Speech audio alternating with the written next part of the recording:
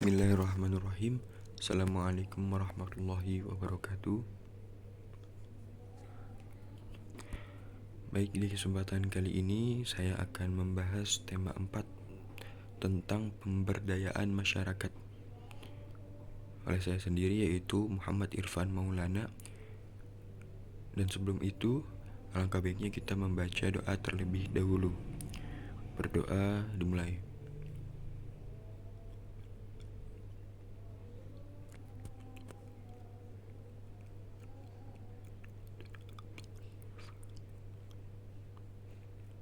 Amin amin ya rabbal alamin. Baik, di dalam pemberdayaan masyarakat terdapat materi-materi atau subbab, yaitu yang pertama ada keragaman sosial budaya di masyarakat, yang kedua ada permasalahan kehidupan sosial budaya, yang ketiga ada pemberdayaan masyarakat, yang keempat ada peranan komunitas dalam kehidupan masyarakat. Yang pertama, keragaman sosial budaya di masyarakat. Nah, satu, pengaruh faktor geografis yang memengaruhi keragaman budaya.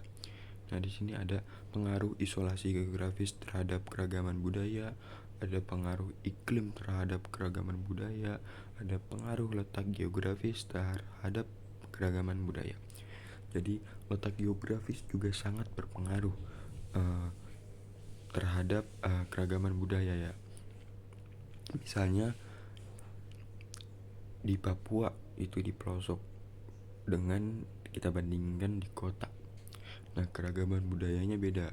Di sini budayanya internet sudah di mana-mana, bisa mengakses apa-apa.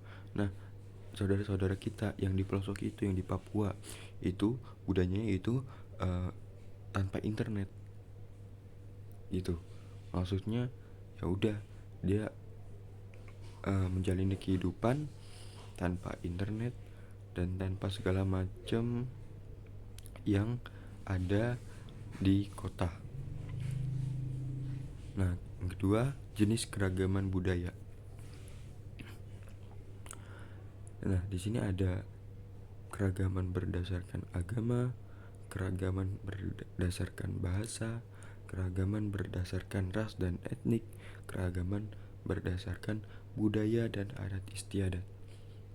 Keragaman berdasarkan agama. Agama di Indonesia ada 6. Yang pertama ada agama Islam, Kristen, Katolik, Buddha, Hindu, sama Konghucu. Itu ya. Kemudian ada berdasarkan bahasa. Nah, bahasa Indonesia yang perlu kita ketahui itu ada kurang, yang saya ketahui adalah 250.000 menurut para ahli itu. Jadi misalnya yang kita ketahui ya cuman bahasa Indonesia dan bahasa daerah kita. Padahal kalau kita tahu, kalau kita baca-baca, itu banyak banget, ribuan, ratus ribuan gitu bahasa Indonesia atau berbagai macam bahasa-bahasa di Indonesia. Nah, berdasarkan ras dan etnik juga banyak. Kemudian ada berdasarkan budaya dan adat istiadat. Yang kedua, permasalahan kehidupan sosial budaya. Sini yang pertama ada sejarah lokal, itu ada pahlawan kita. Di bawah ini ada 4 pahlawan yang memperjuangkan martabat dan martabat bangsa Indonesia. Yang pertama ada Laksamana Malahayati, yang kedua ada Frans Kaisiepo, yang ketiga ada Sultan Hamengkubuwono IX, dan yang terakhir adalah Sultan Syarif Qasim II. Dan disitu kalian bisa baca-baca mengenai tugas-tugasnya dan peran pentingnya, dan dari mana beliau semua mulai berjuang, umur berapa, di situ ada semua. Yang kedua itu permasalahan sosial budaya.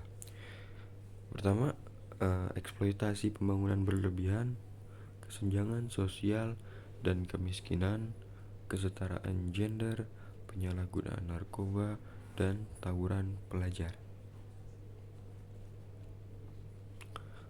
Yang ketiga yaitu pemberdayaan masyarakat.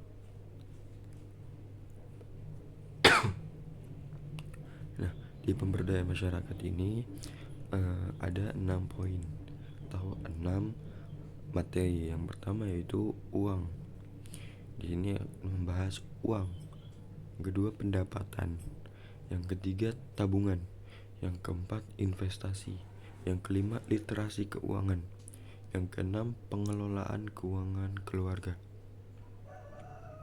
Situ kalian baca-baca juga maksudnya dari uang, pendapatan dan sebagainya. Situ lengkap.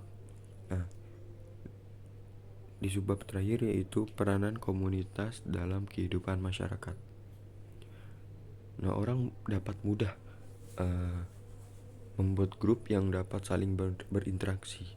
Dari interaksi kelompok orang tersebut berkembang menjadi suatu bentuk yang sekarang ini yang disebut dengan istilah komunitas. Pembentukan komunitas tidak memerlukan proses yang panjang, tetapi bisa saja terjadi secara spontan.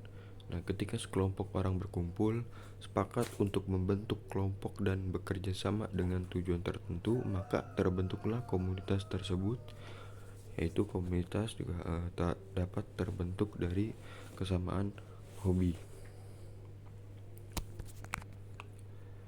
Baik, terima kasih.